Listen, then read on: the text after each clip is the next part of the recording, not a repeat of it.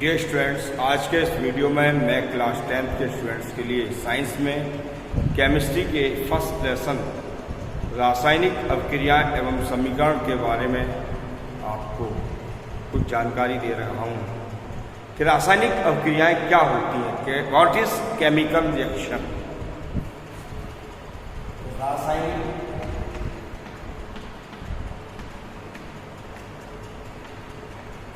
अभिक्रिया इसे chemical reaction भी कहते हैं। केमिकल रिएक्शन क्या है? जब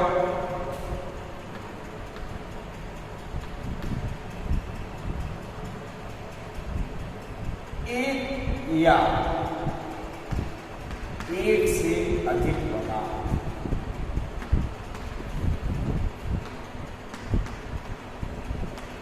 परस्पर मिलकर के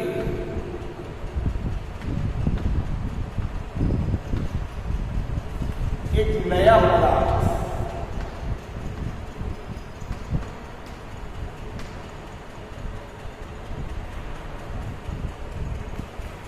बनाते हैं,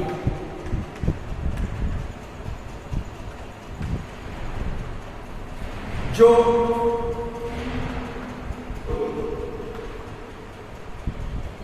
गुणों में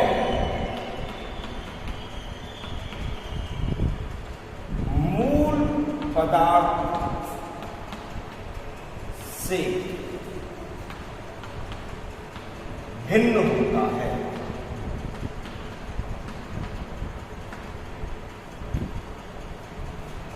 रासायनिक अभिक्रिया कहते हैं।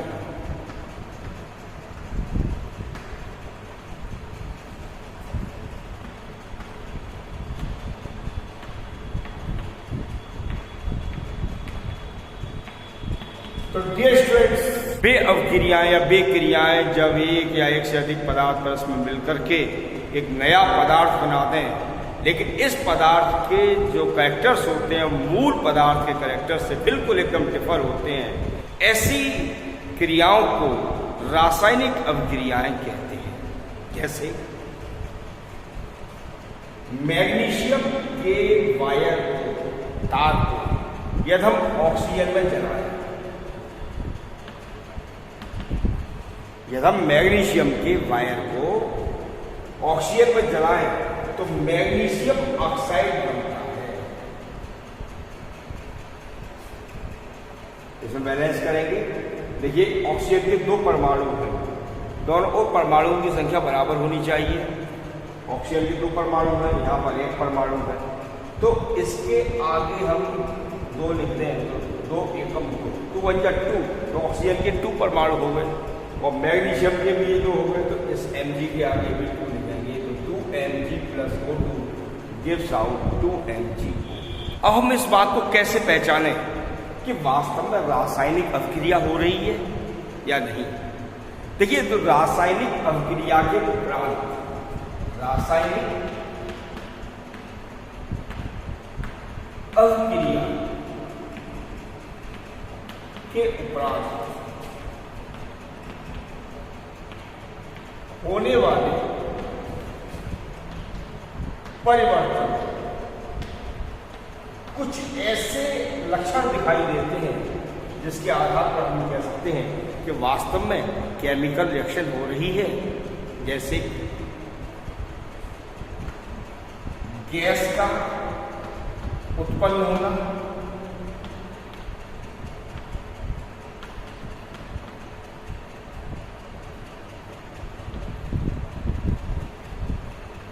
पदार्थ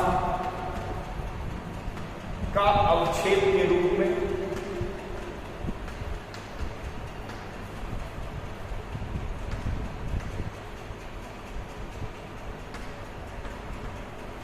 प्राप्त होना,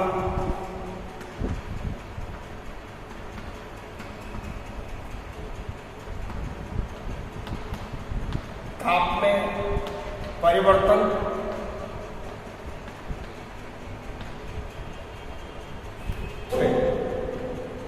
पदार्थ के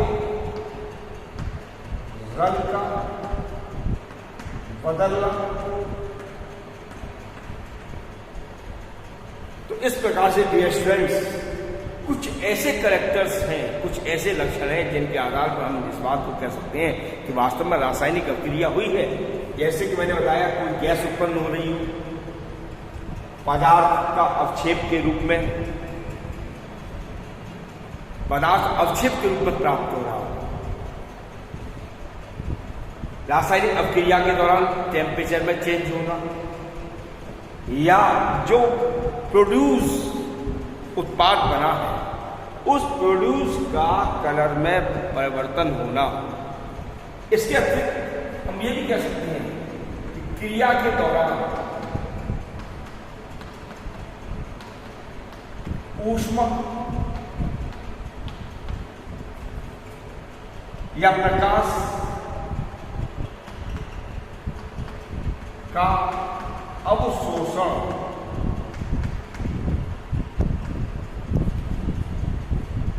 होना या उत्पन्न होना,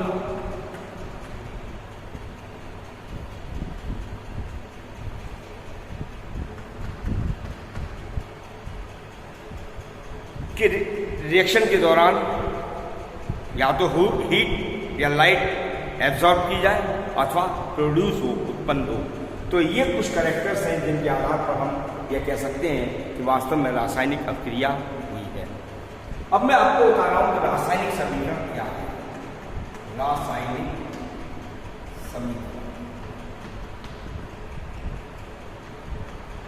इसको कहते हैं केमिकल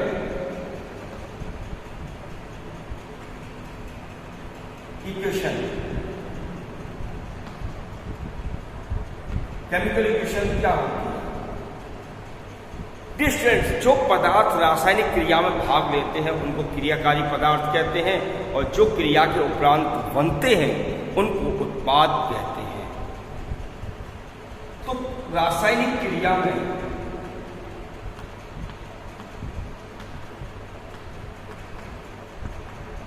भाग लेने वाले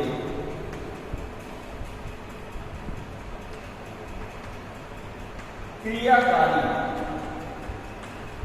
पदार्थ और क्रिया के उपरांत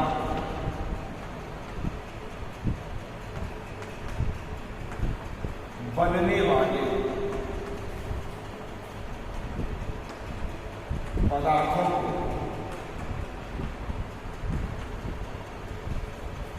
संकेतों या सूत्रों के द्वारा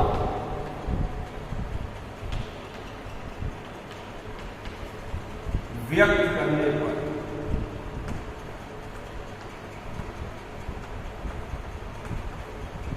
प्राप्त समीकरण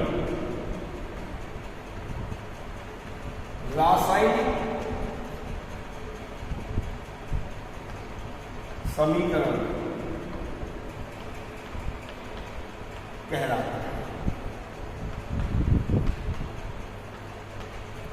किसी भी केमिकल इक्वेशन में भाग लेने वाले क्रियाकारी पदार्थों और क्रिया के उपरांत बनने वाले जो उत्पाद होते हैं उनको यदि हम सिंबल्स या उनको फॉर्मूला के द्वारा व्यक्त करें तो जो एक इक्वेशन मिलेगी उस इक्वेशन को हम केमिकल इक्वेशन कहेंगे। जैसा कि मैंने ऊपर लिखा है कि मैग्नीशियम को ऑक्सीजन में जलाएं तो मैग्नीशियम का प्रतीक क्या है? Mg।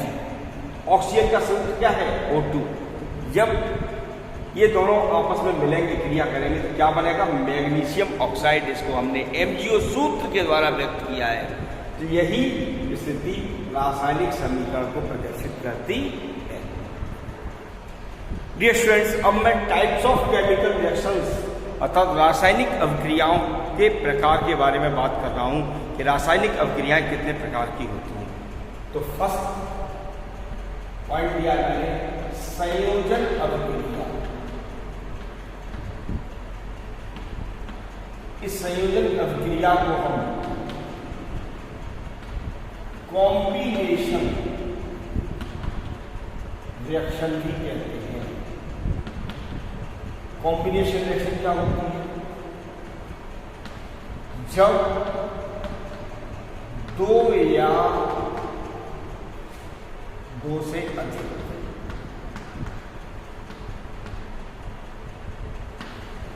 पदार्थ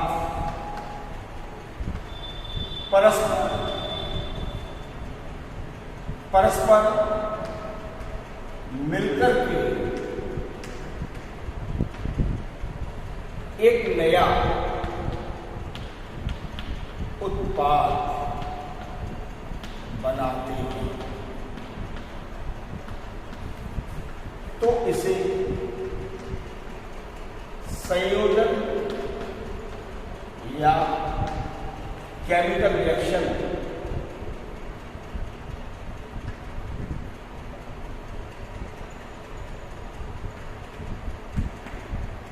अर्थात संयोजन अभिक्रिया कहते हैं।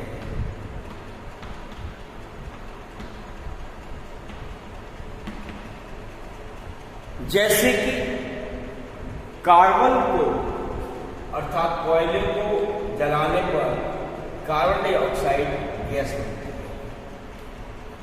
कार्बन को जब ऑक्सीजन में जलाते हैं तो कार्बन डाइऑक्साइड गैस बनती है। तो दो पदार्थों के हम मिलने से एक नया पदार्थ बन रहा है, इसी को कॉम्बिनेशन रिएक्शन कहा जाएगा। दूसरा टाइप दे रहा हूं मैं आपको, अपघटन अभिक्रिया।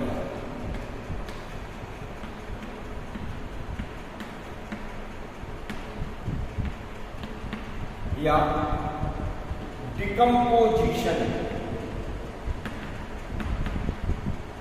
रिएक्शन। डिकम्पोजिशन रिएक्शन क्या होती है? जब कोई पदार्थ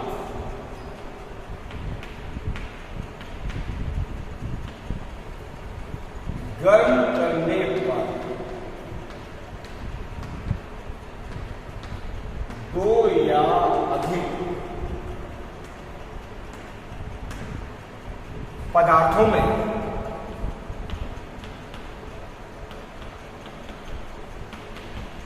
अपघटित हो जाता है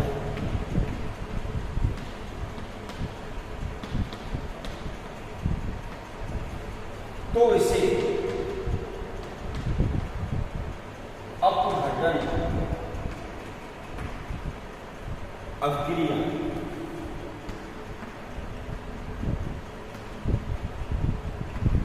कहते हैं। तो जब कोई भी पदार्थ हम गर्म करें और वो दो या दो से अधिक पदार्थों में डिकम्पोज हो जाए, ब्रेक हो जाए, तो इस क्रिया को हम डिकम्पोजिशन रिएक्शन कहेंगे। जैसे कि पोटेशियम क्लोरेट को गर्म करें, KClO3, यह है पोटेशियम क्लोरेट।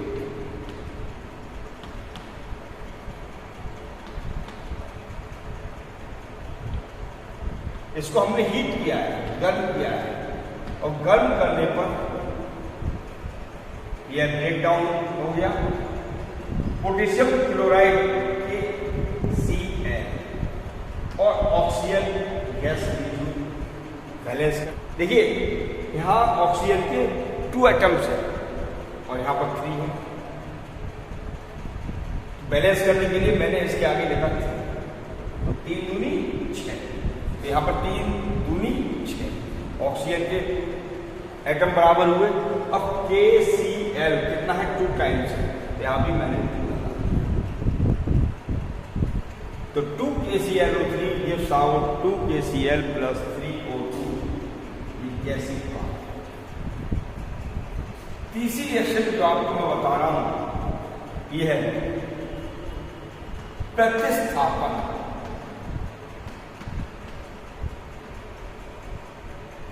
अभिक्रिया या डिस्प्लेसमेंट रिएक्शन। डिस्प्लेसमेंट रिएक्शन क्या होती है? जब कोई अधिक क्रियाशील तत्व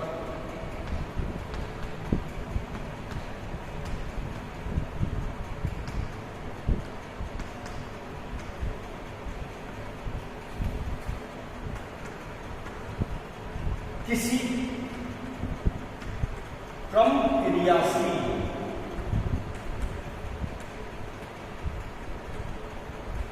तत्व वाले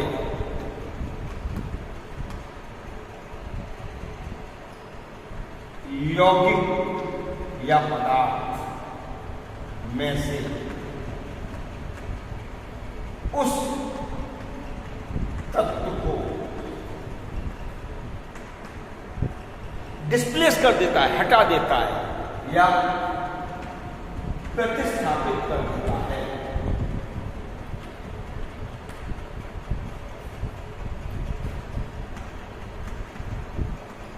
तो इसे प्रतिस्थापन अभिक्रिया कहते हैं। जैसे कि मेथेन को यदि क्लोरीन से क्रिया कराई जाए तो मेथेन को जब हम क्लोरीन से क्रिया कराएंगे तो मेथेन में हाइड्रोजन का परमाणु इस क्लोरीन के साथ क्रिया करके क्या बनाएगा? HCl बनाएगा। साथ में यहां पर हाइड्रोजन के 3 परमाणु रह जाएंगे और Cl का 1, तो CH3Cl मोनोक्लोरोमेथेन बनेगा। इस प्रकार से यह प्रतिस्थापन अभिक्रिया होगी। 4th रिएक्शन बता रहा हूं मैं आपको, वो है अपघटन अभिक्रिया। वो है अपघटन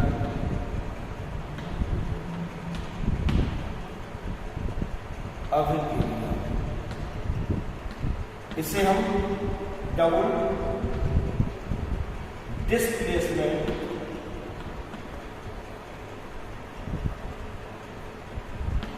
रिएक्शन भी कहते हैं। डबल डिस्प्लेसमेंट रिएक्शन क्या होता है? जब क्रिया में भाग लेने वाले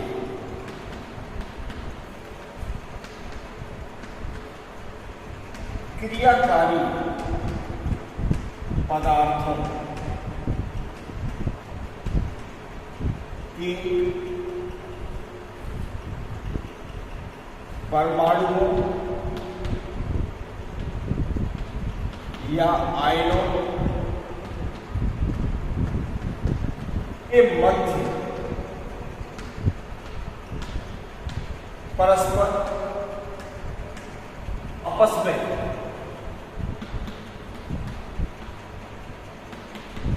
एक्सचेंज अर्थात अदला बदली हो जाती है, तो इसे उभय अपघटन अभिक्रिया कहते हैं। जैसे कि जब हम सिल्वर नाइट्रेट के सॉल्यूशन को सोडियम क्लोराइड के साथ क्रिया कराते हैं, सिल्वर नाइट्रेट AgNO3 को हमने सोडियम क्लोराइड NaCl के सॉल्यूशन के साथ क्रिया कराई, तो Ag इस Cl के साथ क्रिया करके सिल्वर क्लोराइड का सफेद अवक्षेप देगा और नाइट्रेट समूह इस सोडियम के साथ क्रिया करके सोडियम नाइट्रेट बनाएगा। तो जैसा कि आप देख रहे हैं AgCl के साथ चला गया और NaNO3 के साथ, तो जो यौगिकों के आयंस हैं इनके मध्य आपस में क्या हो गया? एक्सचेंज हो गया। इसी को उभय अपघटन अभिक्रिया कहेंगे। फिर बता रहा हूं मैं आपको ऊष्मा क्षेपी अभिक्रिया।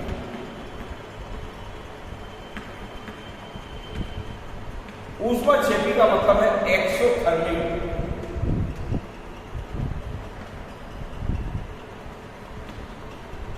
रिएक्शन। रिएक्शंस, एक्सोथर्मिक रिएक्शंस क्या होती है? वे अभिक्रियाएं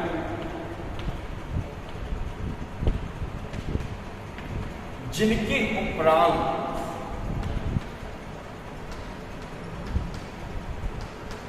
ऊष्मा उत्पन्न होती है,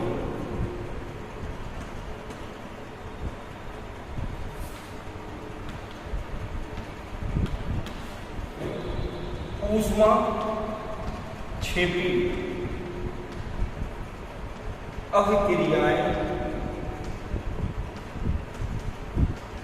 कहलाती हैं। जैसे जब हम कार्बन को ऑक्सीजन में जलाते हैं तो कार्बन डाइऑक्साइड गैस बनती है। इस दौरान लगभग 94 किलो कैलोरी ऊष्मा भी उत्पन्न होती है। चूंकि इस अभिक्रिया के दौरान ऊष्मा रिलीज हो रही है, इसलिए इसको ऊष्माक्षेपी अभिक्रिया कहेंगे। सिक्स्थ है ऊष्मा शोषी अभिक्रिया।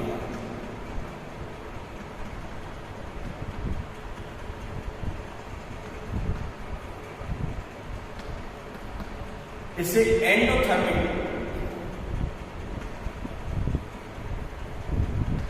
रिएक्शन कहा जाएगा।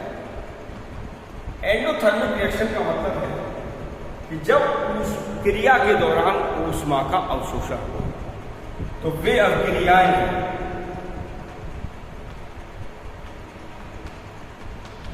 जिनके दौरान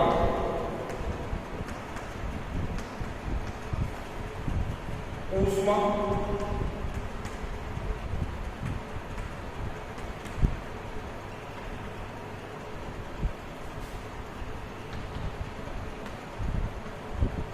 ऊष्मा शोषी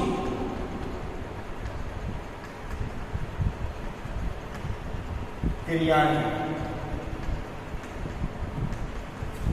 कहलाती हैं। जैसे नाइट्रोजन को जब ऑक्सीजन से क्रिया कराई जाती है तो नाइट्रेट ऑक्साइड बनता है, और ये नाइट्रेट ऑक्साइड जो गैस बनती है, इस क्रिया में कुछ ऊष्मा अवशोषित होती है।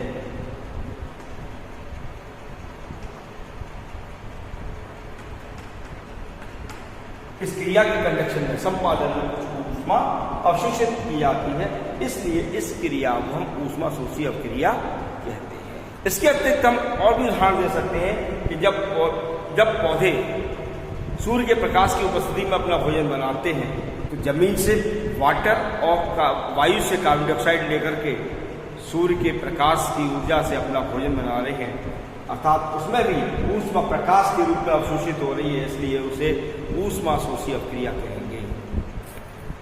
अब मैं आपको एक और टाइप बता रहा हूं, रेडॉक्स अभिक्रिया। तो वे अभिक्रियाएं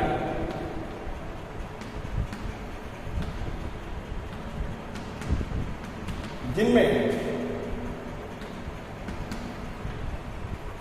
एक पदार्थ का ऑक्सीजन और दूसरे पदार्थ का अपचयन अर्थात रिडक्शन होता है। रेडॉक्स रिएक्शन या ऑक्सीजन अपचयन अभिक्रियाएं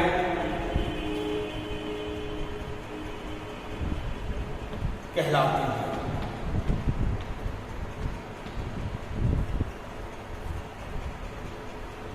ऑक्सीकरण के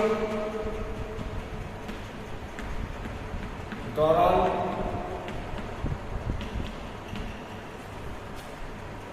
इलेक्ट्रॉन्स का लॉस और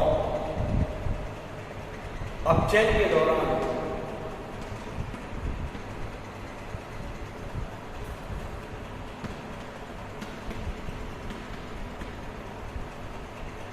इलेक्ट्रॉन्स का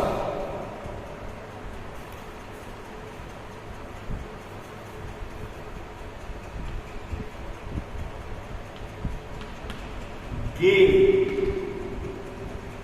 होता है। अर्थात जब इलेक्ट्रॉन को त्यागा जाता है तो ऑक्सीकरण की क्रिया होती कहलाएगी और जो भाग इलेक्ट्रॉन को ग्रहण करेगा वो अपचयित होगा। जैसे कि जब जस्ते की कॉपर सल्फेट के सॉल्यूशन से क्रिया कराई जाती है तो जस्ता कॉपर सल्फेट के विलयन से क्रिया करके कॉपर को डिस्प्लेस कर देगा, हटा देगा। यहाँ पर Zn इलेक्ट्रॉन को त्याग करके सल्फेट आयन से क्रिया करके ZnSO4 या जिंक सल्फेट बनाएगा और जो इलेक्ट्रॉन त्यागे जा रहे हैं उन इलेक्ट्रॉन्स को कॉपर ग्रहण करके कॉपर धातु में परिवर्तित हो जाएगा। तो यहाँ पर Zn का जिंक सल्फेट में ऑक्सीकरण होता है।